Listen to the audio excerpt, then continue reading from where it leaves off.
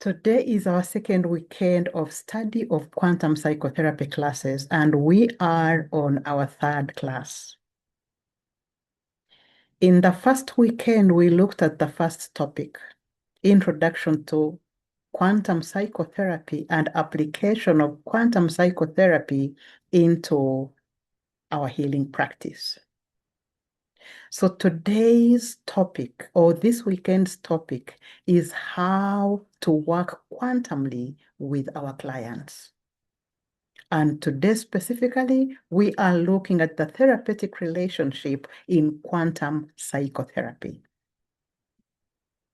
We know what we have to do to heal our own energy. Can we do the same for the people we work with?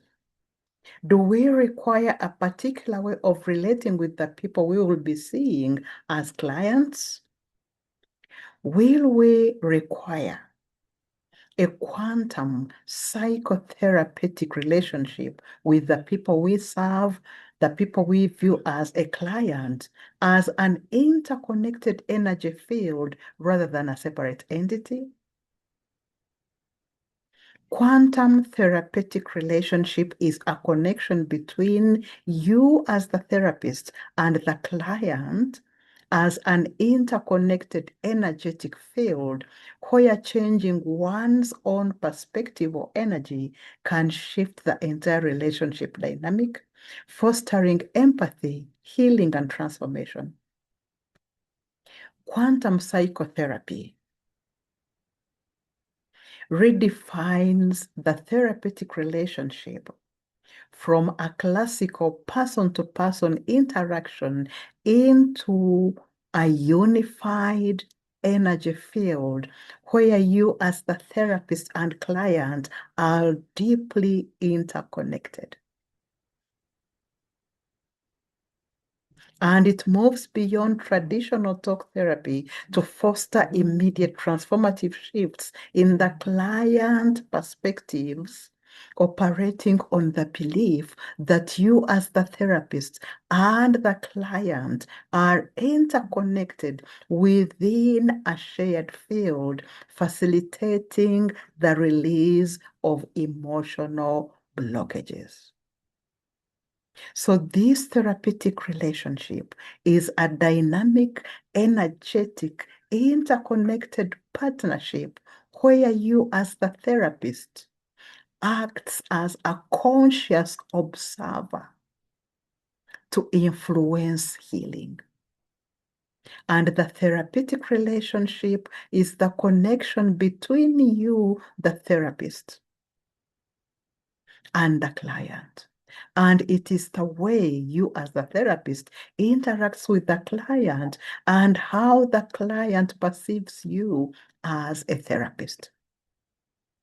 So this client-therapist relationship is viewed as a co-created energetic field that is central to the healing process. And quantum psychotherapy suggests that both you as the therapist and the client influence each other's realities. And the quantum psychotherapy model is a collaborative journey where the therapist serves as a facilitator navigating a client's quantum field. What does that mean for us who are on this class of quantum psychotherapy? What kind of therapeutic relationship are we going to be having with the client that we meet? There are so many therapists and counselors out there. Are you going to be one of the unique energy healers? Because energy healing is something far beyond than the talk therapy we've been doing. If you are willing to incorporate energy healing into your practice, remember that energy healing isn't just a paper qualification. It is a calling. It is a way of harmonizing your aura with the aura of your client so that you can facilitate this healing process. And towards the end of this presentation, we will call and delve deep into that relationship and what you need to do to your aura in order to be someone who qualifies to be an energy healer, someone who qualifies to incorporate energy healing into your practice. So a quantum psychotherapeutic relationship is an innovative, holistic approach to therapy, integrating principles of quantum physics with psychology. And rather than focusing solely on Newtonian cause and effect mechanics, quantum psychotherapeutic relationship views the therapist-client relationship as an entangled energetic system where the observer, the therapist, influences the observed, the client, to facilitate deep, often rapid transformation. You are now aware that you influence the realities, the events, situations, circumstances of people you live and work with, and they too influence your reality as well. And likewise, as a therapist, you will be entangled with the client, with those you serve, and with those you live with in a congregation or in a home. And you may be able to influence each other's physical states.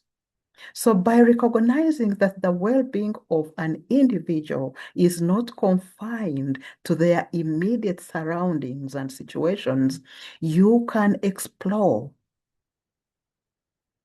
the broader web of connections, the multi-dimensional human beingness. We do not exist as separate beings. In quantum physics now confirms that the universe is not a collection of separate things around in an empty space, but that all matter exists in a vast quantum web of connection. And each living thing comprising in its most elemental state as one energy system involved in a constant transfer of information within its environment. Everything is pure consciousness, or non-duality. There is no separate person, there is no separate client, there is no separate therapist. We are all consciousness. So while our individual physical bodies distinguish us from one another, a deeper unifying energy force or universal spirit connects all existence. Particle separates us, but energy unites us. Particles, like atoms, make up matter and have distinct locations and boundaries. And these physical forms divide and define individual objects and bodies, creating apparent separation and individuality within the physical world.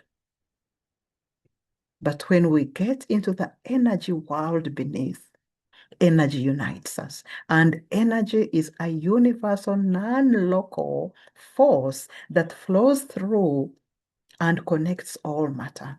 So energy is the underlying essence that binds the diverse particles that we are together into a single dynamic system. And that's where you will be with your client.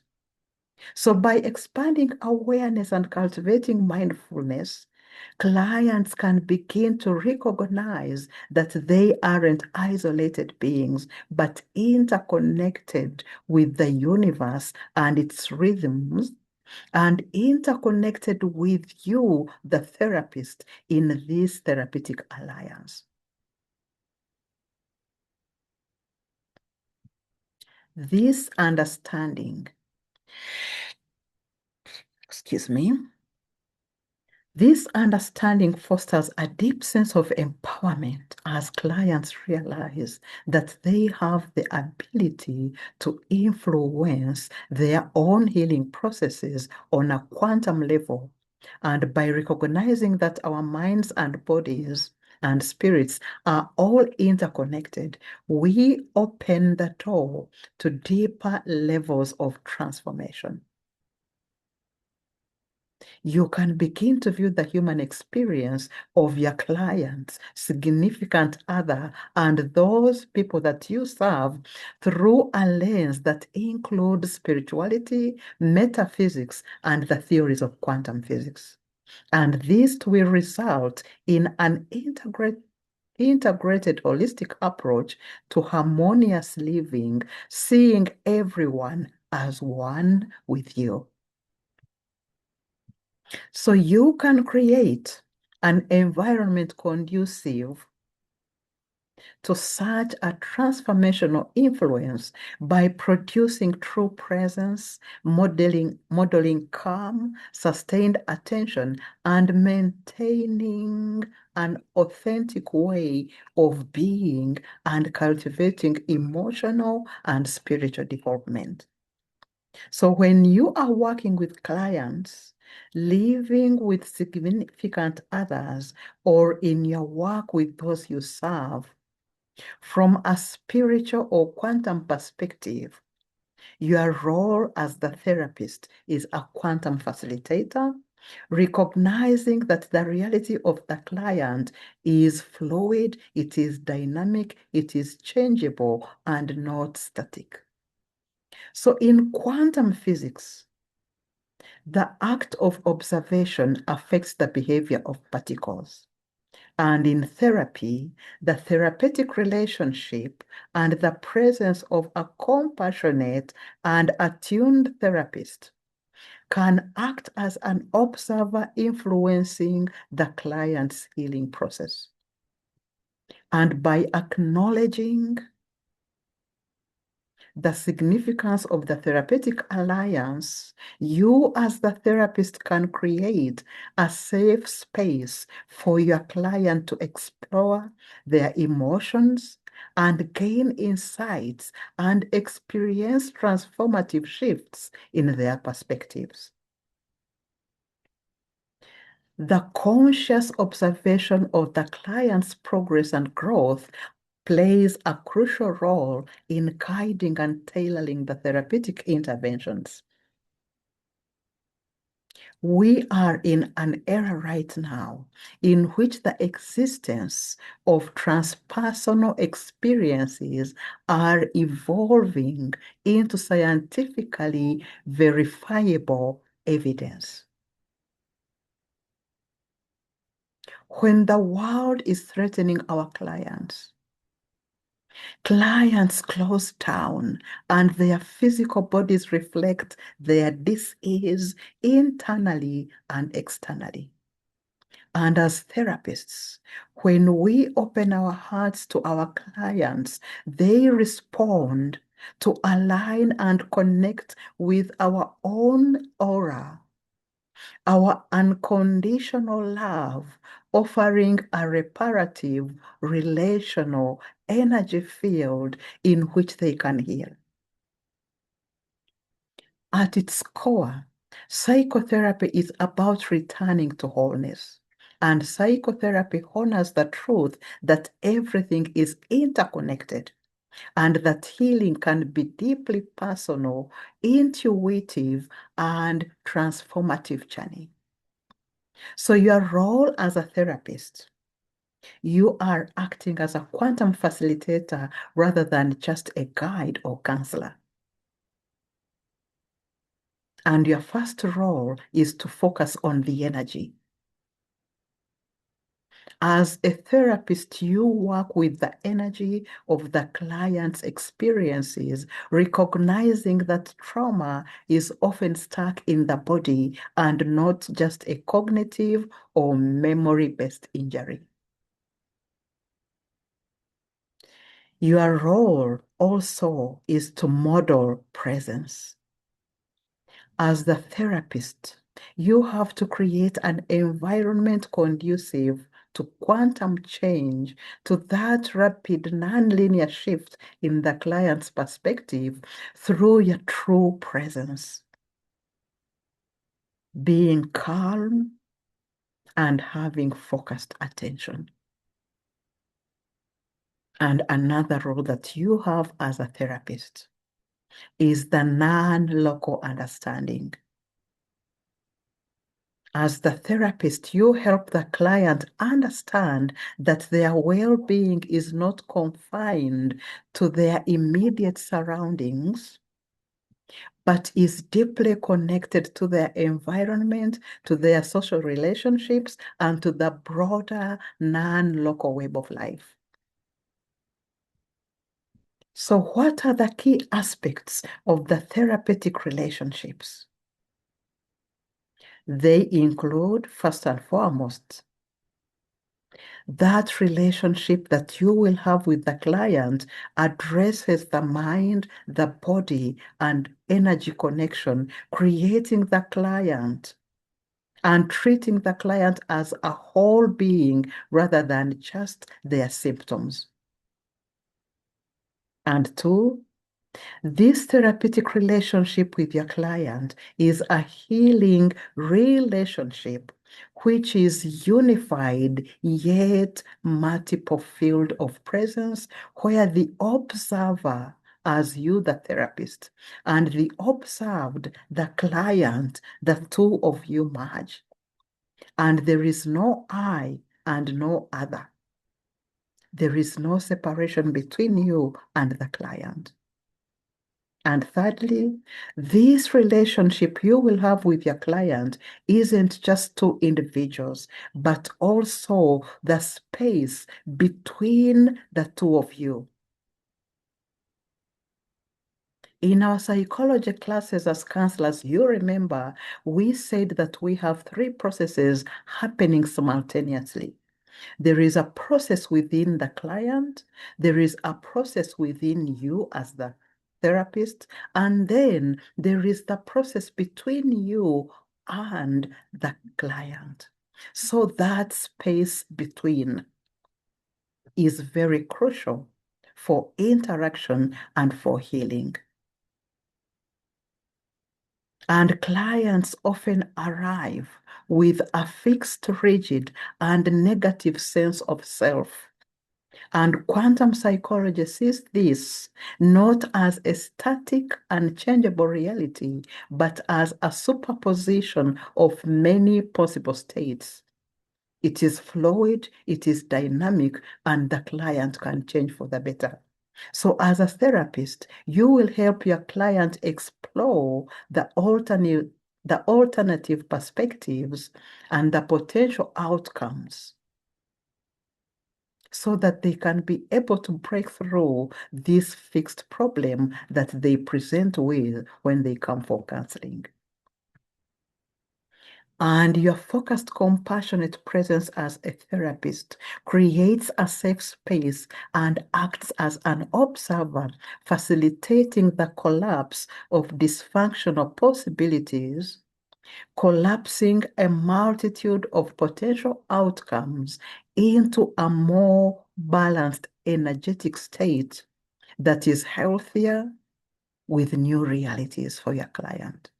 So consciously observing and acknowledging the energetic body between you and the client.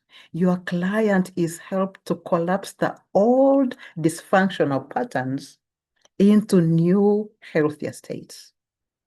And this means that both you and the client are linked similar to entangled particles. And a shift in a client's inner energetic state can influence you and likewise the client's external reality. So the relationship is entanglement or mutual awareness bypassing conscious communication. And this means that changes in your state as a therapist can positively influence the client, promoting the client's healing. So as a therapist, you act as a facilitator of quantum leaps. Those sudden shifts in perception, in consciousness, by maintaining a high level, focused presence, and calm attention to create an environment where the client's reality can spontaneously shift because you are a quantum facilitator or you are a space holder. So the relationship is designed to catalyze a sudden, profound shift in perception. And these are quantum leaps rather than just incremental behavior changes. So, as a therapist, you view the client and their symptoms as dynamic and not fixed. And you recognize that the client's distress is not a fixed state, but a fluid potentiality. And this relationship between you and the client embraces uncertainty to help the clients release those rigid negative thought patterns. And this therapeutic alliance is built on intense compassionate attunement, allowing for the rapid shifting of energy, often incorporating mindfulness, meditation, and somatics, where you provide a safe space for transformation. And this means that as a therapist, you focus from therapist fixing the client to collaborative shared space where the client is empowered to heal themselves through holding the space approach. Holding the space approach instead of fixing. And this enables the client to feel empowered and to come up with their own co-creation of their healing process. So let us look into how to build a therapeutic relationship based on quantum principles. Building a therapeutic relationship based on quantum principles involves embracing a holistic and interconnected approach to the therapeutic dynamic. And the first consideration is presence and mindfulness. As a therapist, you have to cultivate a mindful and present therapeutic presence, being fully engaged with the client in the present moment. And two, empathy and compassion. You need to approach the client with empathy and compassion, recognizing the inherent value and worth of the individual. And three, authenticity and transparency. As a therapist, you have to be authentic and transparent in this therapeutic relationship, fostering a sense of trust and safety. And fourth, co-creation. And this means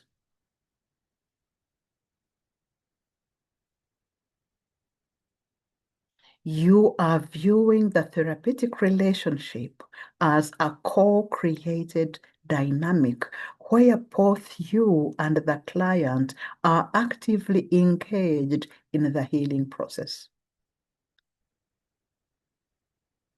And when all that is done, what will be the benefits of a quantum-informed therapeutic relationship?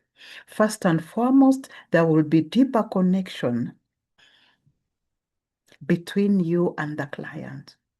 And a quantum-informed approach can facilitate a deeper sense of connection and understanding between you, the therapist, and the client.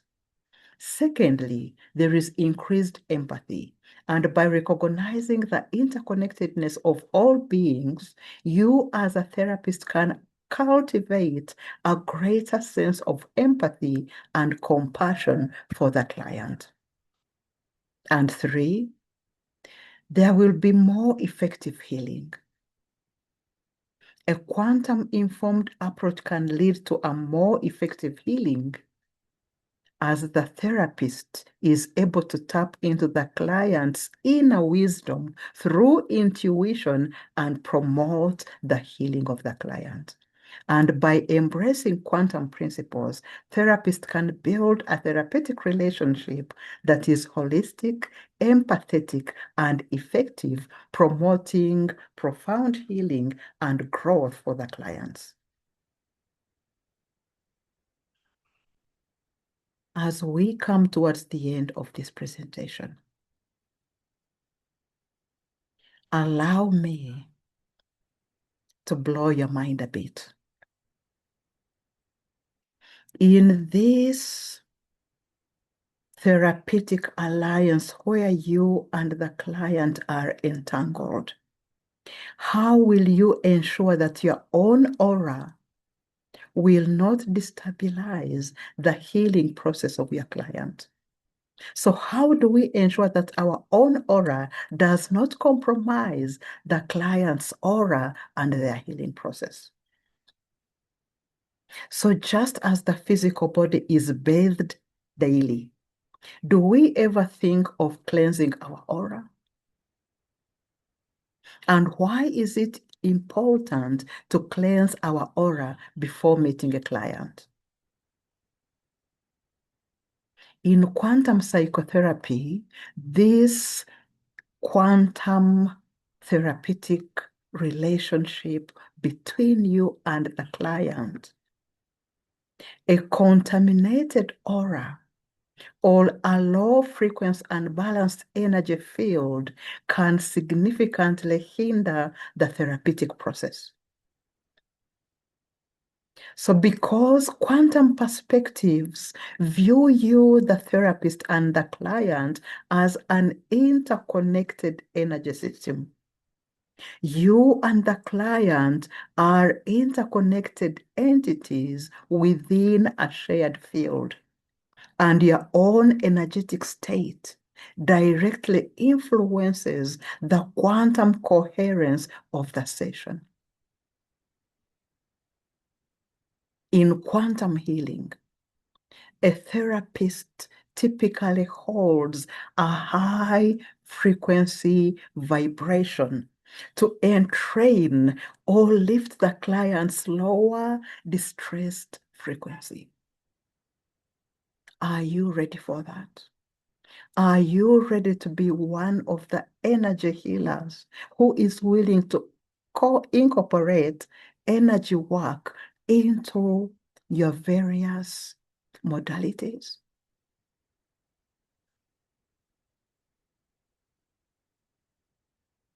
Then that means we have to be mindful of our own aura. If your aura is weak, you lose the ability to act as this high vibration anchor, potentially leaving the client stuck in their own dense energy. And if your energy field isn't properly sealed or cleansed, you may drain energy from the client. Or conversely, you can absorb the client's traumatic imprints. And this is what we call vicarious traumatization, leading to your own burnout and lack of progress for the client. So do you see why we need to take care of our aura first? Because a murky, muddy, aura can collapse these possibilities into a state of rigidity or chaos, mirroring your own internal imbalances. And this will affect the progress of the healing process.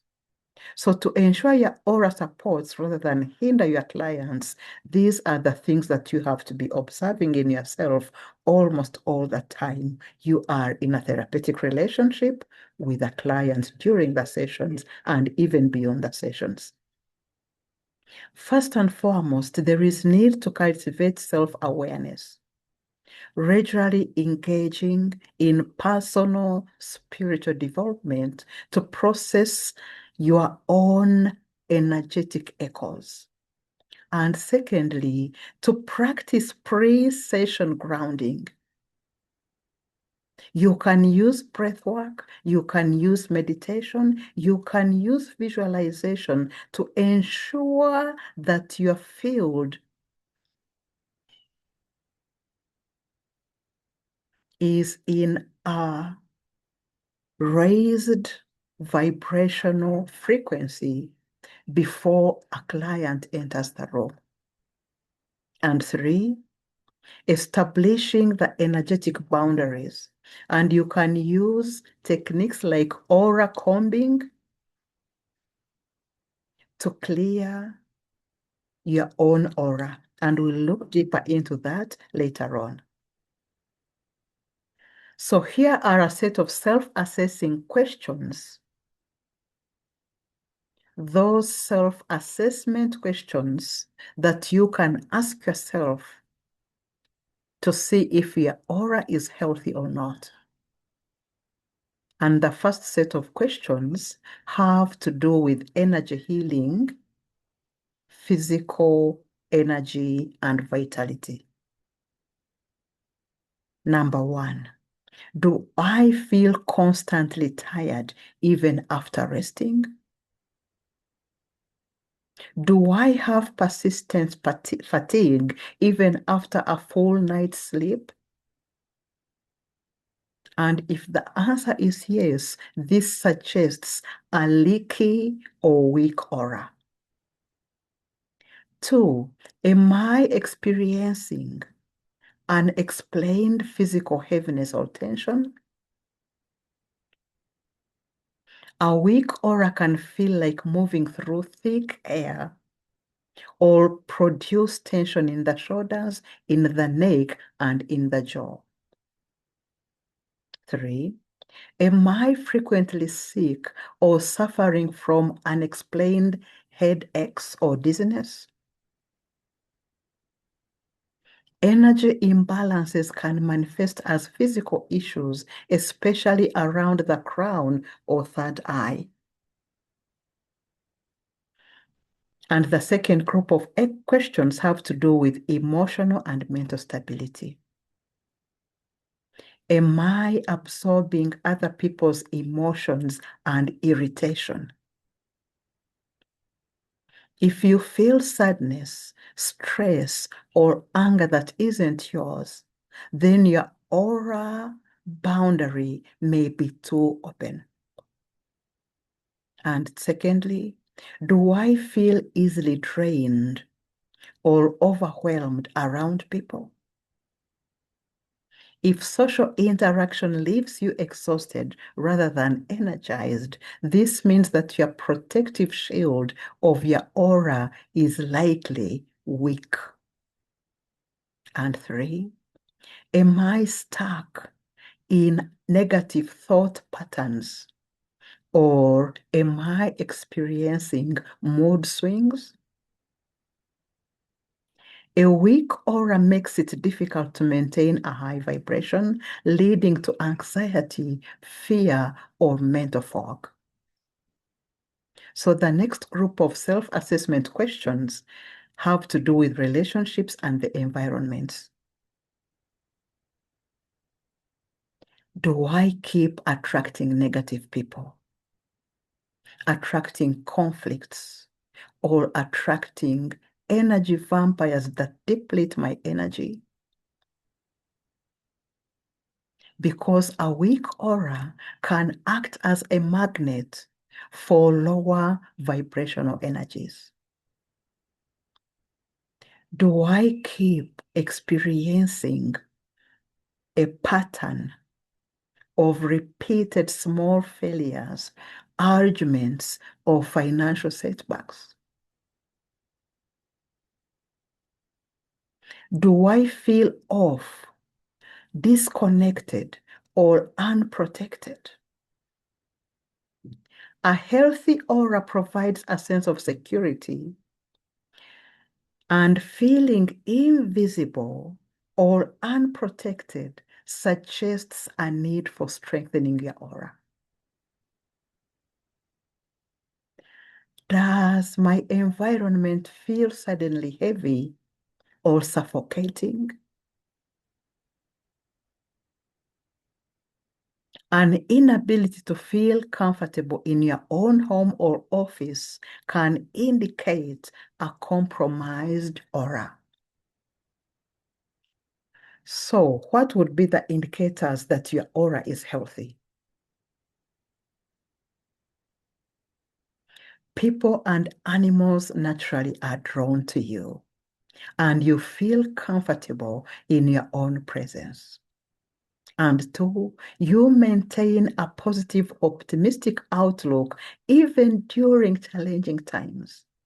And three, you have a strong personal boundary and you are not easily swayed by others' negativity. And four, you feel grounded, you feel confident and mentally sharp.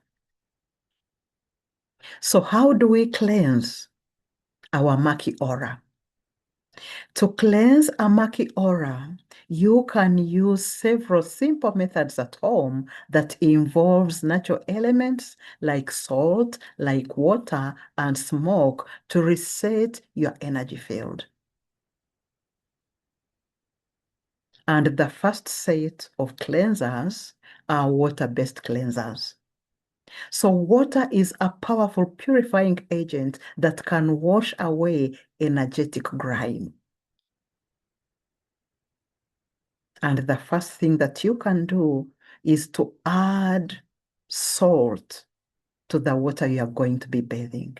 You can add 2 cups of sea salt or Epsom salt to warm water and soak for 15 to 20 minutes while visualizing that muddy energy dissolving into the water like a magnet, leaving your aura. And two, you can also alternatively use aura cleansing shower. If you don't have a tub, you can use a salt scrub in your sponge, and then you visualize the water that is falling from the shower as a waterfall of light that carries stress and negativity down the drain and out of your aura.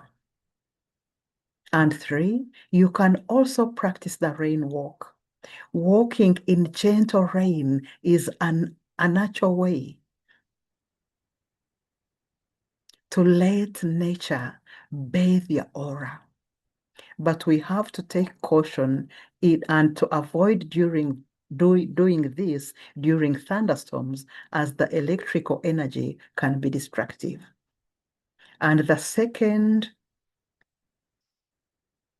group of actions that can be made are using smoke or scent, and that is known as smudging. And smudging is an ancient practice to clear stagnant energy using smoke. And you can use sage. You can burn sage or incense stick. You can light a bundle of dried white sage or a stick, and once it is smoldering, you can waft the smoke around your body from head to toe. And the third group of cleansers that you can use is mind and body techniques. And this is One of them is called aura combing. Imagine your hands as a comb and start from the top of your head and comb through the air a few inches from your skin, moving all the way down to your toes. And imagine you are smoothing out and cleansing the dirt from your aura. And always wash your hands with running water after you have done the aura combing. And there is also grounding in nature. Stand barefoot on grass or soil for 10 minutes, preferably during the morning time when the grass is still wet with dew. And this allows excess or muggy energy to disengage naturally into the earth from your aura. Now you've cleansed your aura.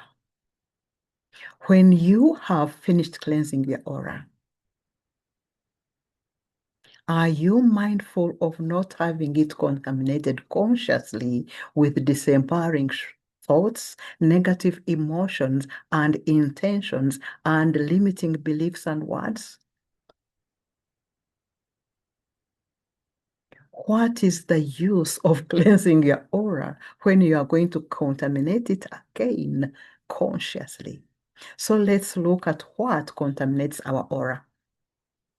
Our aura acts as a magnetic sponge that absorbs and reflects the energy of our internal state and the world around us.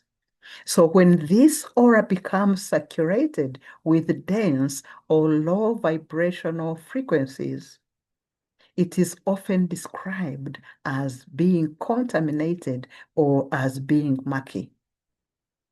So the first group of contaminants are known as internal contaminants, and these are generated from within our own mind and body. And number one is the negative mental activity, constant self-criticism, overthinking those what-if scenarios, and replaying past arguments, ruminating. And the second is unprocessed emotions.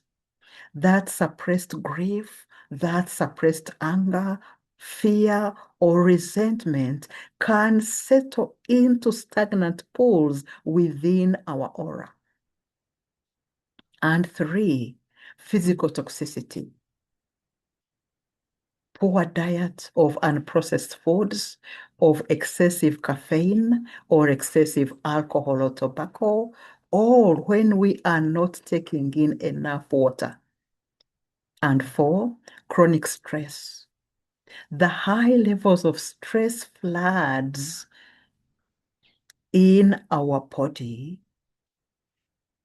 that cortisol, creating energetic tensions that tightens and weakens our aura. The next group of contaminants are external contaminants, and these contaminants are picked up from our environment and interactions with others.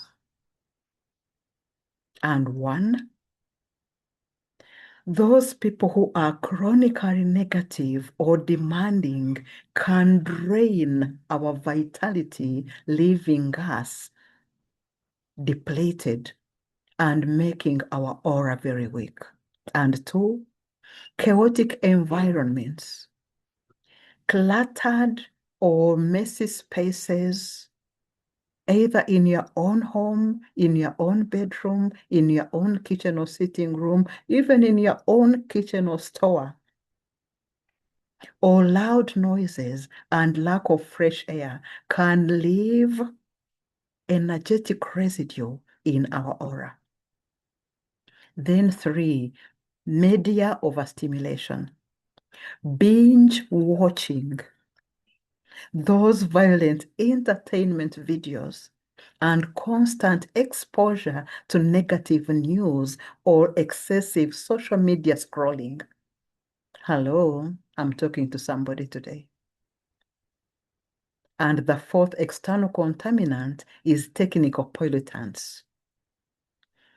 Extended exposure to electromagnetic fields, either from our mobile devices or sleeping near electronics. How is your bedroom? Do you sleep with electronics? Have you ensured to remove the TV from your bedroom, that music system from your bedroom, and not to let your telephones stay in your bedroom while you are asleep? So this is this is the question I leave with you today. As an energy healer, who is going to be incorporating energy work into your healing modalities? Being an energy healer isn't just a paper qualification. It is a way of being in energetic harmony with your client. Are you called to be an energy healer? Thank you for listening to this presentation. I wish you a blissful evening. Thank you. Thank you.